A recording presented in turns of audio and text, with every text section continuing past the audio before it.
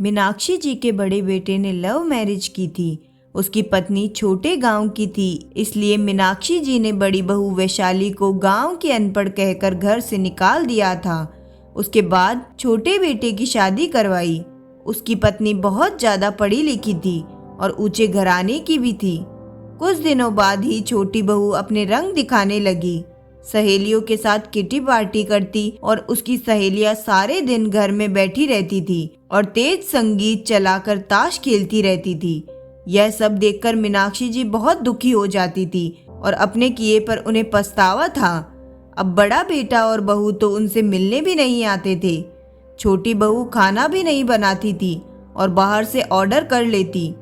मीनाक्षी को बाहर का खाना पसंद नहीं आता था, इसलिए एक दिन मीनाक्षी खुद की रोटी बनाने चली गई तो छोटी बहू ने उन पर खाना बनाने का सारा बोझ ही डाल दिया।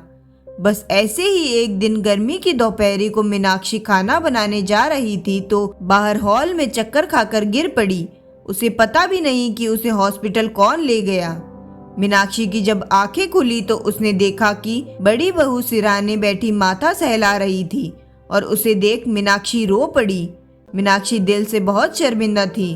वैशाली से माफ़ी के लिए हाथ जोड़ती कि तभी छोटा बेटा और बहू आ गए और बोले, माँ अब कैसी हो, चलो घर चलते हैं। पर तभी बड़ी बहू वैशाली उन्हें बीच में ही टोकती हुई बोली, which home, did you know she is your mom.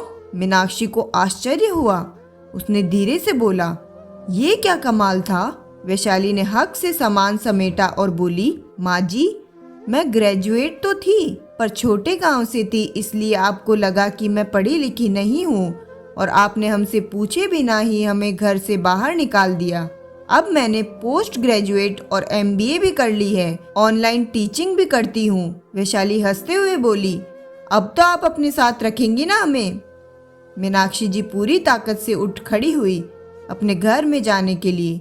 Vaishali धीरे से बोली, शुक्रिया माँ जी, आपकी एक डांट ने मेरा भी जीवन बदल दिया। आज आपके कारण ही मैं इतनी काबिल बन पाई हूँ। मीनाक्षी बहुत शर्मिंदा हुई और अपनी बड़ी बहू वैशाली को गले से लगा लिया और ममतामय आवाज में बोली, मुझे माफ करना बेटा, मुझसे गलती हो गई। उसके बाद बड़ी बहू और बेटे के पास मीनाक्षी खुशी खुशी रहने लगी।